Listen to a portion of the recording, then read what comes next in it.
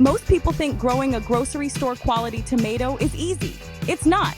Most people fail. They end up with leggy vines, zero fruit, or a dried out bucket of dirt.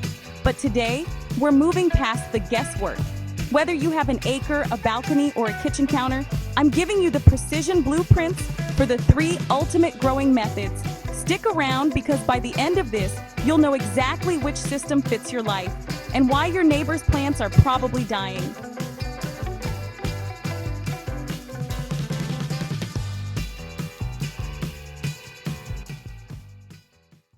All right, let's talk about going big. I mean really big. You've seen those jaw-dropping photos online, right? The ones with tomato trees that stretch 8, 9, even 10 feet tall, absolutely loaded with fruit. That's not an illusion, and it's not something you can achieve in a 5-gallon bucket. That kind of epic, legendary growth comes from one place, the earth itself. When you plant in-ground, you're not just giving your tomato a home, you're plugging it into the planet's power grid. You get access to a vast, stable ecosystem with near infinite space for roots to explore, consistent moisture levels, and a thermal mass that protects your plant from shocking temperature swings. This is the system for growers who want scale, who want abundance, and who want to unlock the absolute maximum genetic potential of their plants. But here's where most people go wrong. They think planting in-ground just means dig a hole. That's the #1 mistake that leads to disappointment. You can't just work with what you've got. You have to build what you need. Your native soil is your foundation, but we need to turn it into a 5-star hotel for roots. We do that by amending it.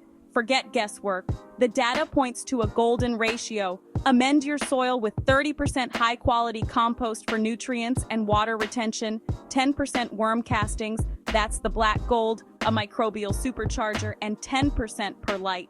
That perlite is crucial. It creates air pockets, preventing compaction and allowing roots to breathe. You're not just digging a hole, you're engineering a root paradise.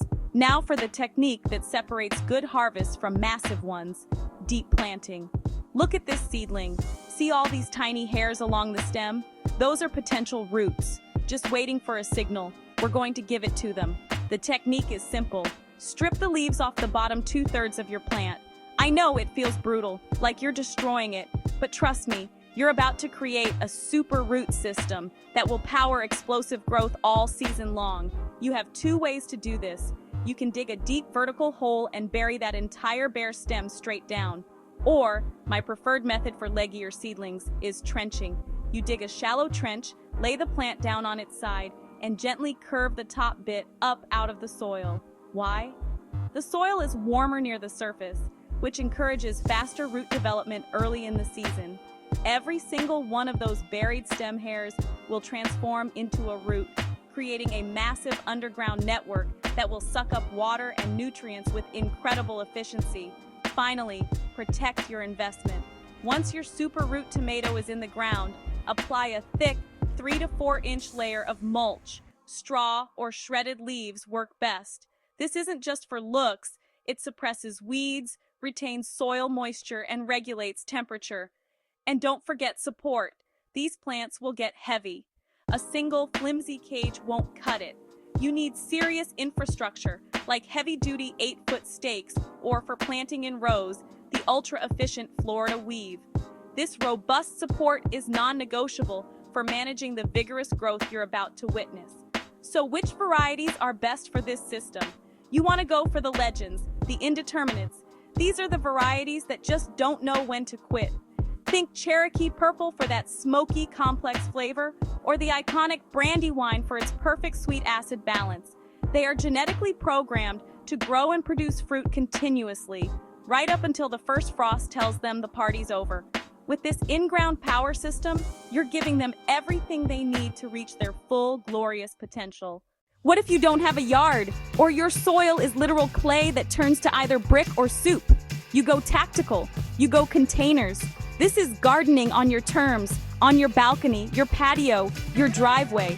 It's about creating the perfect, isolated ecosystem for your plants, free from the chaos of the ground beneath.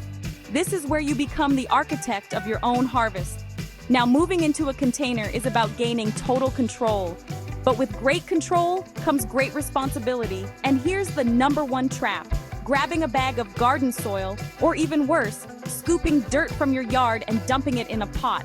That is a certified death sentence for your tomato plant. Garden soil is heavy and dense. In the ground, it has worms and microbes and a whole universe to help it drain. In a pot, it compacts into a solid brick of mud. It won't drain, it can't breathe, and your plant's roots will suffocate and rot in less than a week. Game over. So what's the secret? You need a high porosity potting mix. Think light, fluffy, and airy. You can buy a quality bag, or you can make your own elite blend. It's simple.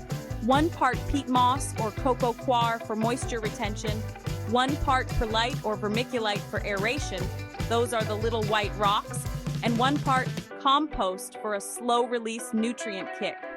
This mix holds water without becoming waterlogged, giving your roots the perfect balance of moisture and oxygen they need to thrive. Now let's talk about the most common container gardening killer: watering. Ever wonder why your beautiful container tomatoes get that ugly black blossom end rot? It's not just a calcium deficiency, it's a calcium problem caused by an inconsistent watering schedule. When the plant dries out, it can't transport calcium to the developing fruit. Then you overwater to compensate, and the cycle continues. Consistency is the only way to win this battle. That means checking your pots daily, especially in the heat. Use a moisture meter or just the old-fashioned finger test. If it's dry an inch down, it's time to water. For a truly hands-off approach, consider a self-watering container with a built-in reservoir. It's a total game changer. Finally, you have to pick the right fighter for the fight. Not all tomatoes are built for container life. You want to look for varieties labeled determinate. Think of them as the sprinters of the tomato world. They grow to a fixed, manageable height, produce a massive wave of fruit all at once, and then they're done, getting out of your way. They're perfect for pots. Indeterminates, on the other hand, are marathon runners. They'll vine and grow all season long, turning into 10-foot monsters that can quickly overwhelm a container. For your first run, stick with the determinants. Excellent choices are the Celebrity, the Roma, or the Bush Early Girl. They're compact, highly productive, and bred to perform in exactly this kind of tactical setup. You give them at least a 5-gallon pot, 10 is even better, a simple cage for support, and they will reward you big time. All right, that's the dirt on containers. Before we move to the space-age stuff, I want to know where you stand. Drop a comment. Are you a dirt person, sticking with soil, or are you a water person, intrigued by what's next? Let's see who's winning the garden debate. Forget the weather, forget the bugs, forget everything you thought you knew about gardening. Welcome to the lab. This is hydroponics, the engineering method for growing food. We're talking about a system so precise, so controlled, you can grow vibrant, juicy tomatoes up to 25% faster with absolutely zero soil. It's not magic, it's science, and it gives you complete authority over your plant's environment, turning your home into a high-tech food factory. This is where data meets dirt, or in this case, the lack of it. The system. We're looking at the Dutch bucket method. Think of it as the logical gold standard for fruiting plants like tomatoes. It's a recirculating drip system. A central reservoir holds your nutrient-rich water. A pump sends it up to feed lines, and drip emitters deliver that perfect meal right to the base of each plant. The excess solution drains out and flows right back to the reservoir. It's efficient, scalable, and surprisingly simple. Inside these buckets, instead of soil, we use inert growing media. You have options like perlite, which offers fantastic aeration and moisture retention, or expanded clay pebbles, leca, which are reusable and provide excellent drainage. Both give your roots a stable, oxygen-rich structure to thrive in. Now, here is the single most important logic gate of hydroponics: pH levels. This is non-negotiable. Your water's pH determines whether your plants can actually absorb the nutrients you're giving them. If your water is at a pH of 7.5, your plant is effectively starving, even if the solution is packed with food. The nutrients are locked out. For tomatoes, you have to keep that pH in the sweet spot, between 5.5 and 6.5. This is the key that unlocks the door to nutrient uptake.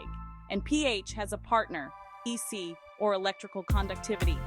This measures the total amount of nutrients, the strength of your solution.